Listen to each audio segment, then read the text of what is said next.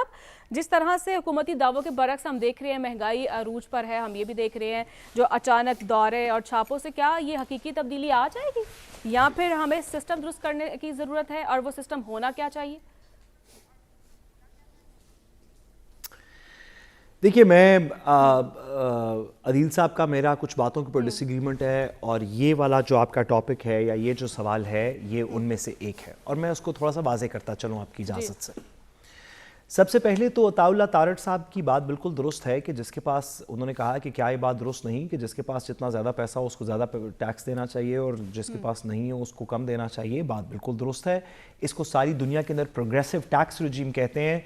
लेकिन अताउल्लाह तारड़ साहब से मैं पूछना चाहता हूँ कि इस पाकिस्तान के अंदर जिन लोगों के पास सबसे ज़्यादा पैसा है, वज़ीर आज़म के दिलों के वज़ीर आज़म और इन दोनों के सदर, अगर इनके पिछले गोशवारे देख लें कि उन्होंने कितना टैक्स दिया, या हमारी चीफ मिनिस्टर पंजाब ने पिछले 5-7 साल 10 साल के अंदर कितना टैक्स दिया, तो मेरा ख्याल है कि हसन साहब का, अदील साहब का और मेरा टैक्स शायद उनसे ज़्यादा होगा।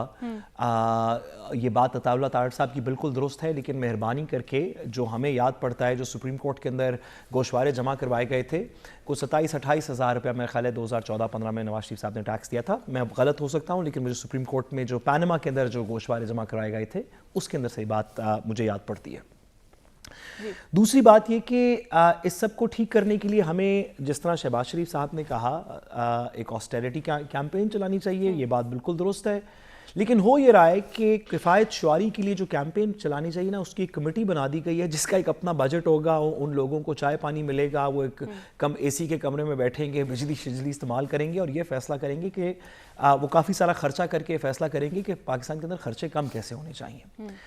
अब जैसे कि हम जानते हैं कि रायवंड से चीफ मिनिस्टर ऑफिस और बैक एक हेलीकॉप्टर चला करेगा, तो आई एम श्योर कि इसमें जो वक्त बचेगा उस वक्त को यूटिलाइज किया जाएगा ये फिगर आउट करने के लिए कि खर्चे कम कैसे करें चीफ मिनिस्टर साहब के रायवंड से चीफ मिनिस्टर हाउस के ट्रैवल बैक पे। लेकिन मैं एक गुजारिश, सॉरी, एक जुमला मैं सिर्फ कहूँ अदील की बात पे, जहां मैं डिसएग्री करता हूं। ये बात दुरुस्त है कि हमें स्ट्रक्चरल रिफॉर्म्स की बात करनी चाहिए, लेकिन स्ट्रक्चरल रिफॉर्म्स उनके साथ साथ उन लोगों की बात भी करनी चाहिए जिन्होंने मुल्क को लूट के खोखला कर दिया। ये कहना कि नहीं नहीं उनसे कुछ ना पूछें, सिर्फ ये बताएं कि एफबीआर कैसे ठीक होगा, तो जिसने एफबीआर को खराब किया अगर मेहरबानी करके उससे भी थोड़ा सा हिसाब ले लें तो बड़ा मुनासिब होगा। ठीक है, मुनासिब होगा, बिल्कुल।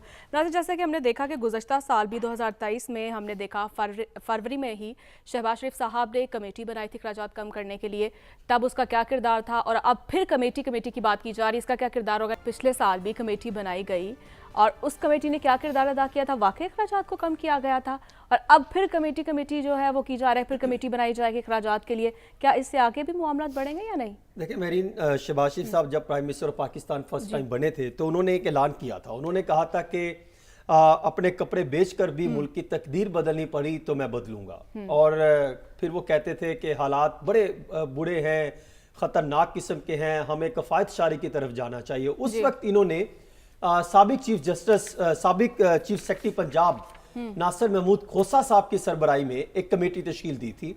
उस कमेटी ने कुछ सिफारिशात दी थी, और कब दी थी? मेरे ख्याल में जनवरी 2023 की बात है। जनवरी के 17-18 जनवरी को तो उन्होंने पहुंचा दी थी।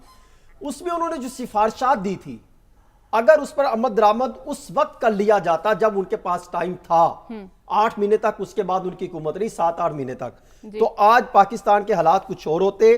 तो आज सब्सिडी के 200 अरब रुपए, तरक्याती बजट से 200 अरब, सिविल हुकूमत चलाने के लिए अखराजात से 55 अरब रुपए, और इसके साथ साथ बचत के और दीगर 100 अरब रुपए की बचत हो चुकी होती जी। उस वक्त तो अमल दरामद नहीं किया। आज वो अगर कफायत शारी की कमेटी बना रहे हैं तो आज क्या करेंगे? उस वक्त आपने जो मजबूत किस्म की उन्होंने सिफारिशा दी थी, नासिर खोसा साहब ने, बड़े कमाल के ब्यूरोक्रेट हैं, तो उनको किसी भी पार्टी का उनका ताल्लुक नहीं है, तो अगर उन्होंने कमाल की सिफारिशा दी थी तो आप उस पर अमल दरामद करते।